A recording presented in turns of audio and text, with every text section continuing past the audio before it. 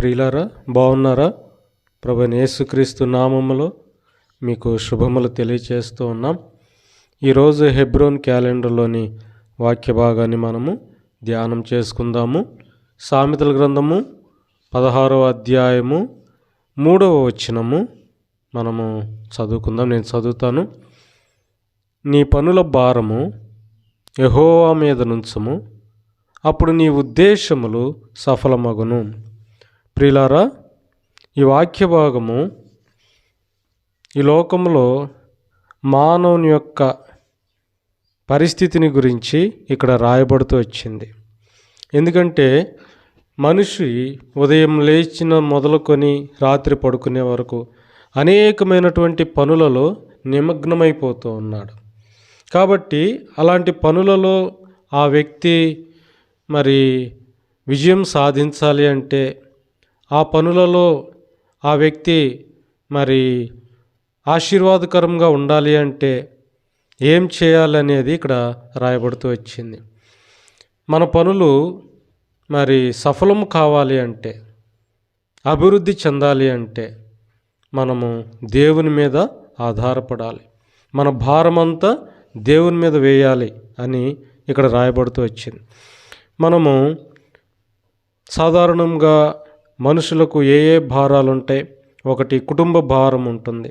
కుటుంబంలో కావలసినటువంటి ఆహారము, నీరు, వస్త్రాలు, మరి గృహాలు కట్టుకోవటము, పిల్లల చదువులు, తర్వాత వారి వస్త్రాలు, తర్వాత వారికి కావలసినటువంటి సదుపాయాలు, వీటన్నిటిని గురించి మనం ఎంతో ఆలోచిస్తూ ఉంటాం.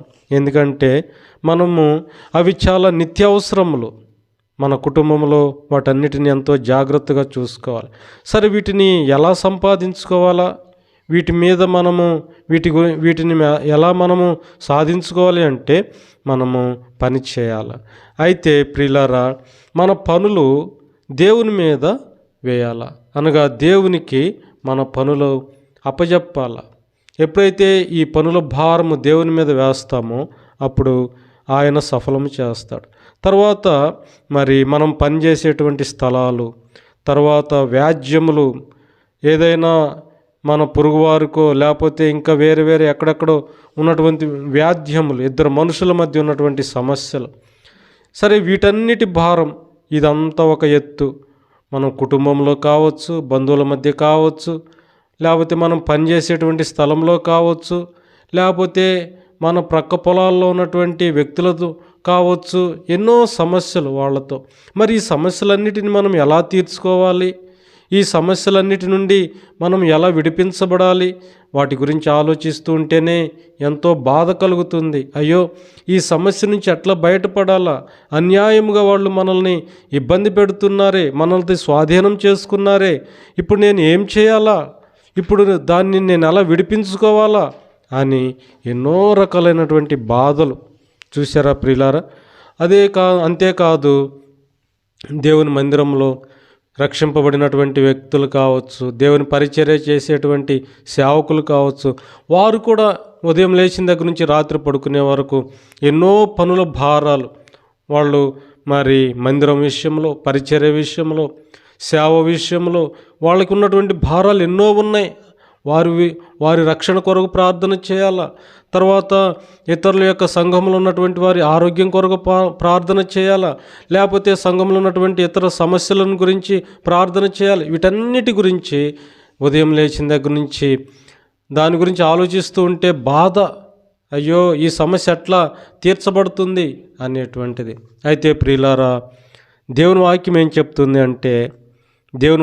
చెప్తుందంటే ఫిలిప్పీలకు రాసిన పత్రికలో ఒక మాట ఉంది కదా, దేనిని గూర్చి చింతపడకుడి కానీ ప్రతి విషయంలో ప్రార్థన విజ్ఞాపనముల ద్వారా మరి మీ విన్నపములు దేవునికి తెలియచేయుడి అని దేవుని వాక్యం సెలవిస్తుంది. కాబట్టి ప్రియులారా, మనము ఏది కూడా మనం ఎదుర్కొనేటువంటి సమస్యలను గురించి మనం ఆలోచించి బాధపడటం ద్వారా మనకు ఏ విధమైనటువంటి మేలు కలగదు. లేకపోతే దేవుని మీద ఆధారపడకుండా మన సొంత ప్రయత్నాల ద్వారా, మన సొంత జ్ఞానం మీద ఆధారపడి పనిచేస్తూ వచ్చినప్పుడు కూడా ఏ విధమైనటువంటి లాభం ఉండదు. చూసారా? కాబట్టి ప్రియులారా, అందుకనే దేవుని వాక్యం ఇంకొక మాట మొదటి పేతురు పత్రికలో కూడా ఒక మాట ఉంది కదా, ఆయన మిమ్మల్ని గూర్చి చింతించుచున్నాడు గనుక మీ చింత యావత్తు ఆయన మీద వేయుడి. కాబట్టి మన చింత అంతా కూడా దేవుని మీద వేయాలి అనేది దేవుడు కోరుతున్నాడు. ప్రియమైన సహోదరుడా, సహోదరి, దేవుని వాక్యం వింటున్నటువంటి నీవు నీ చింత, నీ పనుల భారం ఎవరి మీద వేస్తున్నావు? నీ మీద నీవే వేసుకొని నీవే మోయాలని ఆలోచిస్తూ వాటిని మోయలేక మోస్తూ ఉన్నావా? దాని ద్వారా కృషించిపోయి బాధపడుతూ వేదన పడుతూ మరి మానసికంగా కృంగిపోయినటువంటి పరిస్థితిలో ఉన్నావా? ప్రియమైన సహోదరుడా, సహోదరి, దేవుని వాక్యం వింటున్నటువంటి నీవు నీ పనుల భారం దేవుని మీద ఉంచు. నీ పనుల భారం దేవుని మీద ఉంచు. అప్పుడు దేవుడు నీ యొక్క ఉద్దేశాలన్నిటిని సఫలము చేస్తాడు. ఇంకొక మాట యోహాను సువార్తలో కూడా 15వ అధ్యాయంలో ఒక మాట ఉంది, నాకు వేరుగా ఉండి మీరేమీ చేయలేరు అని యేసు ప్రభువారే ఆయన సెలవిస్తూ ఉన్నారు. కాబట్టి ప్రియులారా, దేవునికి వేరుగా ఉండి మన సొంత జ్ఞానాన్ని బట్టి, మన సొంత తెలివితేటలను బట్టి, లేకపోతే మన సొంత బలమును బట్టి, జ్ఞానమును బట్టి ఎంత మటుకు ముందుకెళ్ళగలుగుతాం? సమస్యలను కూడా మనం పరిష్కరించుకోలేము. మనకున్నటువంటి శక్తి కానీ, మనకున్నటువంటి జ్ఞానం కానీ అన్నీ పరిమితమైనటువంటివే.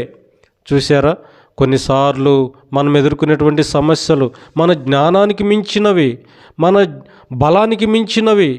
చూసారా, కాబట్టి ఇలాంటి పరిస్థితుల నుంచి, ఇలాంటి పనుల నుండి, మరి ఈ సమస్యల నుండి ఎలా తప్పించబడగలుగుతాం?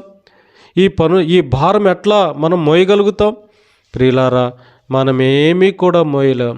ఎందుకంటే మనకు అన్ని హద్దుబాట్లు ఉన్నాయి. మనం అన్ని విషయాలలో మనము హద్దుబాట్లు కలిగి ఉన్నాం. అయితే ప్రేమ కలిగిన దేవుడు, దయగలిగిన దేవుడు, ఆయన ఎంతో ఉన్నతమైనటువంటి వాడు. ఆయనకు అసాధ్యమైనది ఏమీ లేదు అని దేవుని వాక్యం సెలవిస్తుంది. నాకు అసాధ్యమైనది ఏమైనా ఉన్నదా అని దేవుడు అడుగుతున్నాడు. కాబట్టి అలాంటి శక్తి కలిగినటువంటి దేవుని మీద, సమస్తమును చేయగలిగినటువంటి ఆ దేవుని మీద మనము మన భారాలన్నీ ఆయన మీద వేసినట్లయితే, ప్రియులారా, నిజంగా మన భారాలన్నీ ఆయన మోసి మనకు విశ్రాంతినిస్తాడు, నెమ్మదిస్తాడు, సమాధానం ఇస్తాడు. అంతేకాదు, మనము దేని గురించి అయితే ఆలోచించి మరి పనులు కలిగి ఉంటున్నామో ఆ పనుల్లో కూడా మనకు సఫలము చేస్తాడు. అయితే ప్రియులారా, దేవుని సన్నిధిలోనికి వెళ్ళి ఆయన సన్నిధిలో ప్రార్థన చేస్తూ వచ్చినప్పుడు, ఆయన సన్నిధిలో మరి నమ్మకం ఉంచినప్పుడు, విశ్వాసం ఉంచినప్పుడు నిజంగా దేవుడు మన పక్షంగా కార్యం చేస్తాడు. కాబట్టి ప్రియులారా, ఆ విధంగా దేవుడు నిన్ను నన్ను సిద్ధపరచునుగాక. మన భారమంతా దేవుని మీద వేయినట్లుగా దేవుడు మనకు సహాయం చేయనుగాక. ప్రార్థన చేసుకుందాం. పరిశుద్ధుడు అయిన మా ప్రియ పరలోకపు తండ్రి, మీకే వందనములు, స్తోత్రాలు, కృతజ్ఞతాస్తుతులు చెల్లిస్తూ ఉన్నాం. ప్రభువా నాయన, మరి మా పనుల భారం ఎల్లప్పుడూ మీ మీద వేయనట్లుగా మాకు సహాయం చేయండి. మా భారాలు మేము మోయకుండా నాయన, మేము ఏ భారము మోయలేమయ్యా. ఎందుకంటే మాకున్న శక్తి కొంచెమే, మాకున్న జ్ఞానము కొంచెమే, మాకున్న బలము కొంచెమే. కాబట్టి అన్ని పరిస్థితుల్లో కూడా మా భారమంతా మీ మీద మోపటానికి మాకు సహాయం చేయండి. యేసయ్యా, మీరే మాకు సహాయం చేయండి తండ్రి, కృప చూపించండి. మరి ఇక్కడ నాయన మరి ప్రార్థనాంశాలని మరి పావని సహోదరిని జ్ఞాపకం చేసుకోండి. తన చదువులో కావలసిన మీ జ్ఞానం దయచేయండి. దేవా, మీలో ఎవరికైనా జ్ఞానం కొదువుగా ఉన్నలా తండ్రిని అడగమని చెప్పారు. ఆయన ఎవరైనా గద్దింపక అందరికీ ధారాళంగా అనుగ్రహించనని చెప్పారు. కాబట్టి ప్రభువా, మీ జ్ఞాన వివేకములు బిడ్డకు అనుగ్రహించండి. అలాగే తన తండ్రి గారు ప్రభువా మరి జాబ్ కొరకు ప్రార్థన చేస్తున్నాం. అయ్యా, మరి తన తండ్రి గారికి జాబ్ అనుగ్రహించండి.